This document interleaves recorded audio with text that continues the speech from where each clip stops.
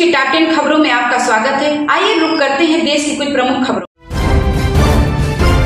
उत्तराखंड सरकार की समस्त योजनाएं आमजन तक सहजता से पहुंचेंगी और उसे योजनाओं की जानकारी और उनका लाभ पाने के लिए भटकना नहीं पड़ेगा।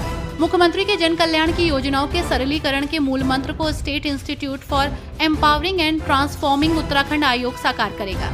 आयोग मेरी योजना नाम से वेबसाइट और मोबाइल ऐप विकसित करने जा रहा है। इस ऐप पर कोई भी व्यक्ति पूछकर अथवा बातचीत कर योजनाओं की जानकारी प्राप्त कर सकेगा।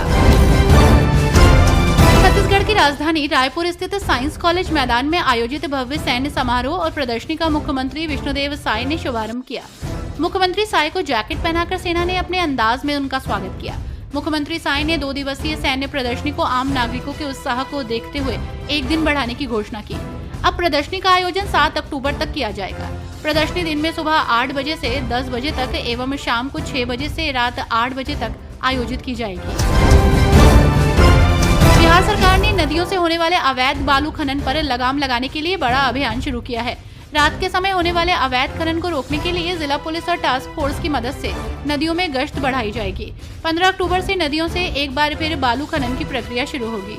अवैध खनन की आशंका को देखते हुए गश्ती बढ़ाई जाएगी।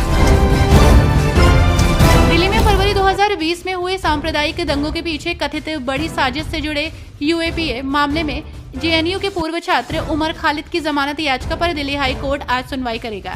इस मामले में अन्य सह आरोपियों शर्जिल इमाम और गुलफिशा फातिमा, यूनाइटेड अगस्त हेट के संस्थापक खालिद सैफी और अन्य की जमानत याचिकाएं भी न्यायमूर्ति नवीन चावला और शालिंदर कौर की पीठ के समक्ष नए सिरे से सुनवाई के लिए सूचीबद्ध है।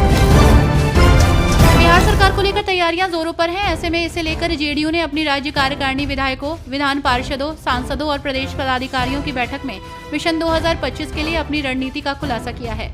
पार्टी नौकरी और रोजगार के मुद्दे को आगे रखेगी और युवाओं के लिए उद्यमी योजनाओं पर चर्चा करेगी। एनडीए की घटक दलों के साथ समन्वय को मजबूत किया जाएगा और डबल इंजन सरकार के तहत बिहार को हुए लाभों को भी गिनाया जाएगा।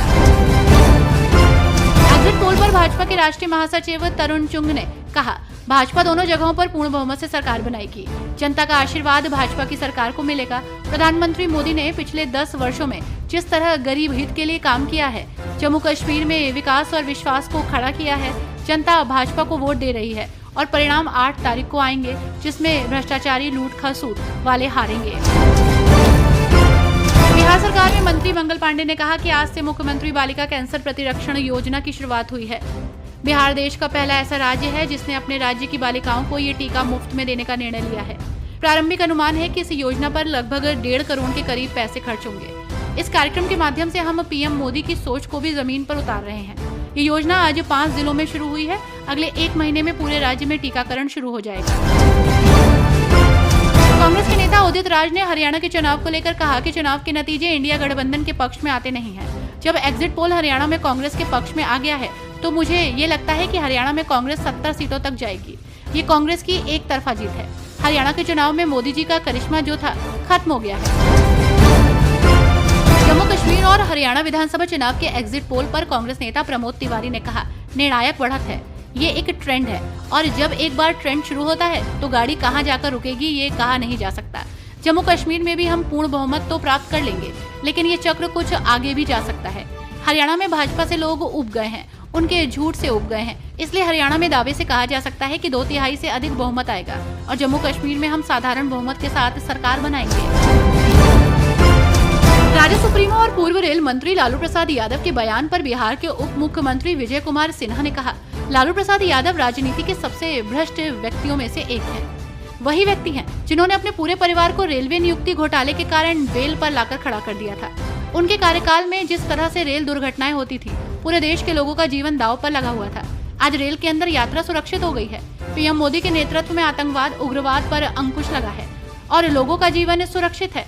भ्रष्टाचार मुक्त वातावरण बनाने का प्रयास हुआ।